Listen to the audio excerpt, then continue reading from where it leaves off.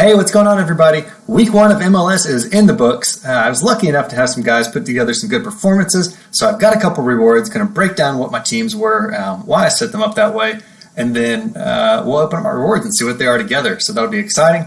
My name's Wes, this is Grady Space. Appreciate you guys tagging along. This is my Road to Glory series where I document my journey. I started in late February when a lot of other people were joining the platform. Had some highs and some lows. Feel free to catch up on the series if you haven't been around for those. But without further ado, let's kind of look at what my lineups were, and then we'll see what my rewards are. So, had a couple rewards. My big finish here was Champions America, finished in 27th, which is awesome. Super excited about that. D4 Global All-Stars, finished in 251st, 328 points. Really, really good performance there, but not enough to push for a card. So I'll have a Tier 3 reward here, my ETH bonus here. And then the rest of these, I just threw lineups in just to get the training experience. So a little bit of a pro tip. So training, the way that I understand it is if you put your players into training, they get 75 experience points. But if you put them into an actual lineup that's competing in a tournament, they get 75 plus some little extra bonuses based on like how many minutes the team as a whole plays and how well they do, I think. So potentially get a little bit of extra bonus if you actually submit them in a tournament as opposed to just putting them into a training lineup. So that's what I do. I just try and fill as many lineups as I can, and then the rest of my throwdown in my training lineups. But yeah, so my global all-star team, take a look at this real quick. So I just played a common goalie. I've got Alice on. Liverpool had a really good week, but of course with the common card I get the big deduction there, but still good enough to secure 31 points. Kim Tae-Wan was a guy I actually traded for this weekend. I got him in literally with 10 seconds to go to confirm your lineup. I went in there, switched him real quick, hit confirm, kicked me out, and I had 2 seconds left. So that was super down to the wire and exciting, but he had an awesome performance. And then I also have an update on him. So stick around to the end of the video. A couple more lineup moves have been made. And if you missed my video over the weekend, I talked about all these different trades I did. It was crazy. I had like 5 trades in 2 hours. Some really big ones. Got my first super rare and then traded my first super rare. So you should check that video out. That was a really good one. One of my favorites. You know, the trading aspect of SoRare and of fantasy games in general is one of my favorite parts of it. So really enjoyed that process of the trades and then making the video about that. And then I got Marky Delgado here with the 60. He got lucky, got a penalty kick, which really saved his day because he didn't have a great game. Honestly, I watched a little bit of that. Cavallini had a great game. He was involved in the attack the whole time, so he had a decent all-around score. I think he had like 14 points as an all-around score, which would make sense. Plus his goal, which brought him up to 60 on his decisive. So a really, really solid day there for Cavallini.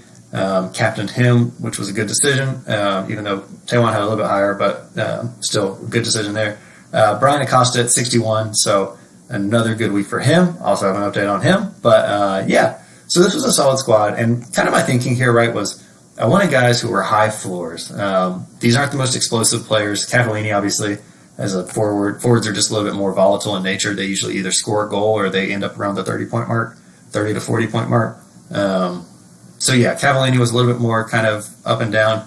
Kim Tae-Wan is actually just an awesome player. If you look at his scores in SoRare Data, and I can actually pull it up real quick, he consistently is, pushing into that 60, 70 point range, which is super impressive. And I was able to pick him up at 0.095. As you can see, that's not his prices anymore. But that was just Saturday that I picked him up at 0.095. So I don't know why his prices dropped so low.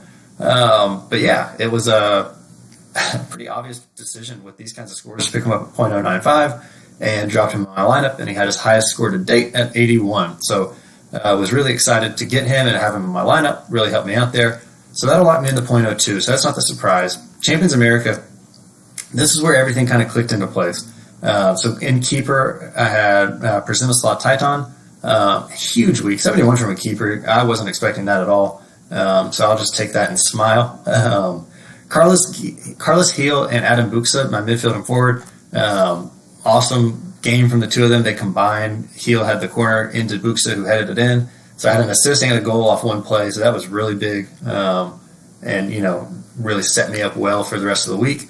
And then Miles Robinson had a 74. So that was awesome. And I had all 4 of these guys locked in going into Saturday night. So I I was sitting at like 320 points and, in really good shape. I had Harrison Afool left to play on Sunday. So, I was in position to really challenge for some of the top spots. Harrison did not pull through for me, though. Had a tough game. Columbus Crew versus Philadelphia Union. Two really good teams, and they kind of just deadlocked the whole time. Nothing exciting happened for the most part. It was a 0-0 draw, so that really was a bummer. He only pulled through with 37. So that left me in Tier 3, which I'm, super happy about to essentially get a free card, right? So without further ado, let's see what we've got here. 0.02 ETH. So these are my first real rewards, not commons. So this is exciting for me. 0.02 ETH, free money. I am happy about that. Moment of truth, Tier 3 reward. If you didn't see my video yesterday, I was talking about, what different players are in all the different tiers. You should go back and check that out just to see, who you could be hoping for or who you want to avoid. Tier 3, Gustavo Bo's in there, which is crazy. That would be huge. Miles Robinson, Carlos Fierro, John McCarthy, starting keeper for Miami. So maybe we can pull one of those guys here. Let's see.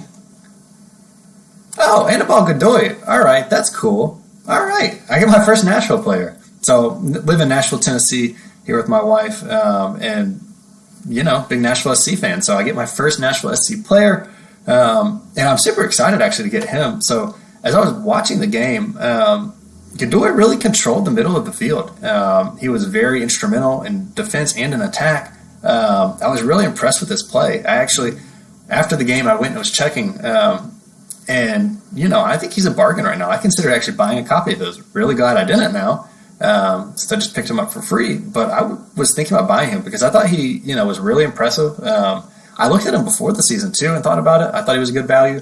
But I wanted to see how he came out and played this year. And because he's got a little bit of an injury history, so there's a little bit of concern there. But he looked awesome. That's super exciting. For a Tier 3 rare, were there some guys that are more valuable? Yeah, but there's a lot of less valuable guys too. And this guy, he has utility, and he's a Nashville player, and he's my first reward. So that's kind of a special card. That's really cool. I'm excited I picked that up. Let's hop over here and take a look at Godoy. I'll kind of show you guys what he's looking like. And then we'll hop back and I'll show you my gallery. A couple changes in that even since my video this weekend. But yeah, so he's been trending 0.078, 0.08. Lowest on offer right now is 0.092. So, he's not super expensive for a really consistent, good midfielder. 63 this weekend. That's awesome. Like I said, he's got a little bit of an injury history, a couple knocks there. And another trick here, I like to blow this up instead of just looking at 1 year, which I think is important. You don't want to go too far back, but I do like to look at all just to see, especially on some of these older guys, like what's their, career trajectory. He's pretty much been a 40 to 70 point guy. Not the biggest upside in the world, but, a pretty safe floor as well. Let's look at his all-around scores. I like all-around scores being high.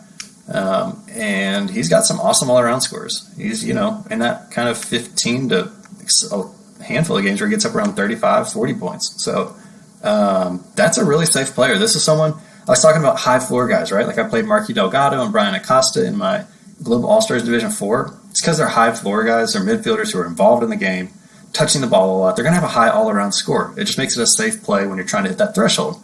Anibal Godoy is going to fit right into that for me, which is convenient because I just sold Brian Acosta, actually. So sorry, guys. Just got a blue screen of death and my computer shut down on me. This happens 3 to 4 times a day. I've actually avoided it during recording for the most part. It's happened once or twice. Bad at editing, though, so apologies if this isn't a clean transition. But anyway, so Anibal Godoy, awesome to get him. He'll make a really good replacement for Brian Acosta.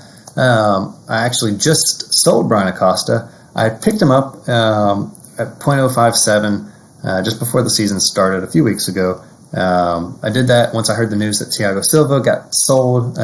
He was another midfielder down in Dallas that was going to compete with Brian for playing time. But with him out of the way, I figured Acosta would get that playing time. Had a big week 1, scored 60 points. So I listed him at 0.09, got an offer in at 0.03, and I said I would take that profit and accepted it. But yeah, so now I've got Anibal Godoy in to replace him. But anyway, so losing Brian Acosta hurts a little bit. I also had a couple other sales that took place, so I already hinted at one with Kim Tae-wan.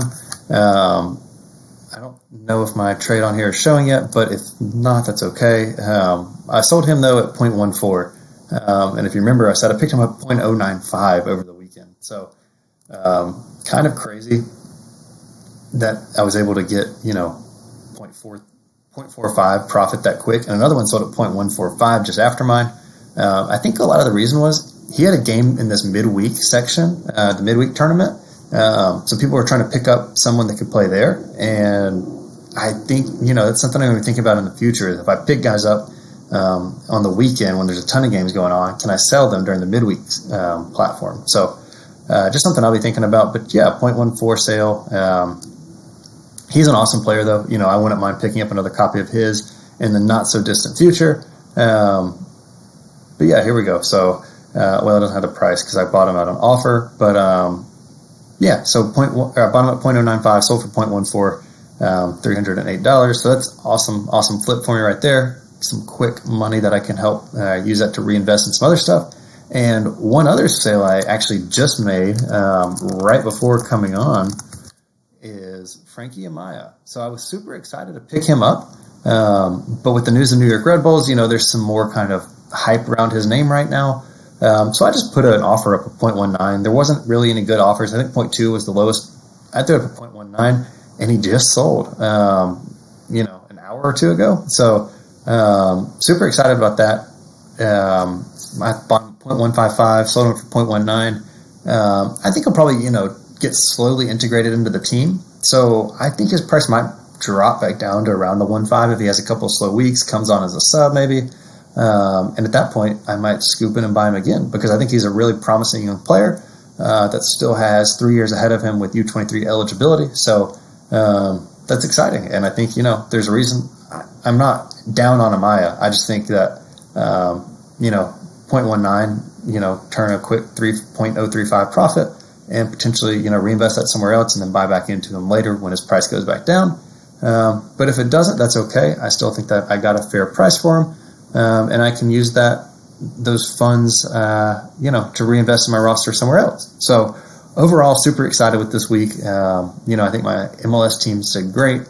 Was able to flip a few of them coming off big performances. Might try and buy in low on a couple other guys that, didn't have great performances. Potentially also look at a goalkeeper that's injured. So you got Tim Melia and Bill Hamid. I'm not sure how to pronounce his name. But those are two guys who pretty much have the guaranteed starting spot.